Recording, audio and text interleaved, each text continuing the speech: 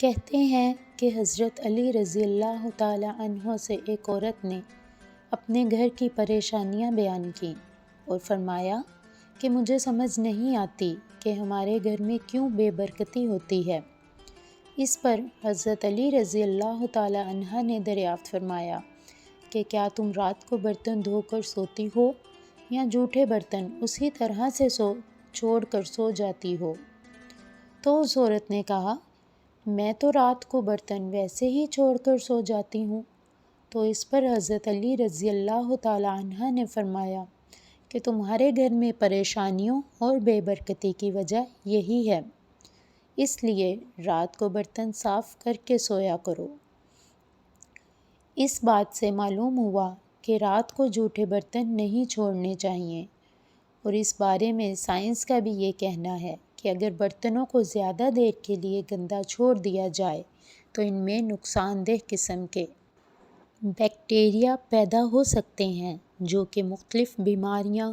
کا سبب بن سکتے ہیں، اور ظاہر سی بات ہے کہ جب برتنوں میں کھانے پینے کی اشیاء ہوں گی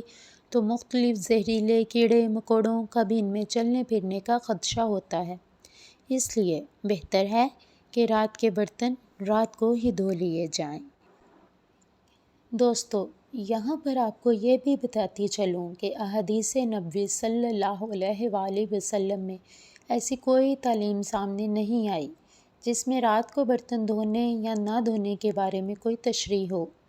لیکن رات کو سونے سے پہلے برتنوں کو ڈھانپنے کے بارے میں تاکید ملتی ہے، اور اس بارے میں مختلف روایات ہیں جن میں یہ سبق ملتا ہے کہ سونے سے قبل کھانے پینے کے برتنوں کو بسم اللہ کہہ کر ڈھانپ دینا چاہیے، اور اگر چیز نہ ملے تو کم از کم ایک لکڑی ہی صحیح بسم اللہ کہہ کر اس پر رکھ دینی چاہیے، اس لیے کہ شیطان بند دروازوں کو اور ڈھکے ہوئے برتنوں کو نہیں چھوتا۔ ایک اور حدیث میں آپ صلی اللہ علیہ وآلہ وسلم نے اس کا سبب یہ بیان فرمایا ہے کہ سال میں ایک رات ایسی آتی ہے جس میں وبا اور بلا نازل ہوتی ہے، اور جس چیز کا منہ بند نہ ہو اور جو برتن ڈھکا ہوا نہ ہو اس میں یہ وبا اترتی ہے۔ کتنی بڑی حکمت ہے پیارے نبی صلی اللہ علیہ وآلہ وسلم کی پیاری سنتوں میں،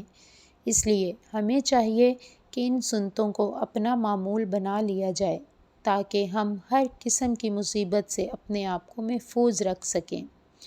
اللہ سے دعا ہے کہ اللہ ہمیں آقا صلی اللہ علیہ وآلہ وسلم کی تعلیمات پر عمل کرنے کی توفیق عطا فرمائے، آمین۔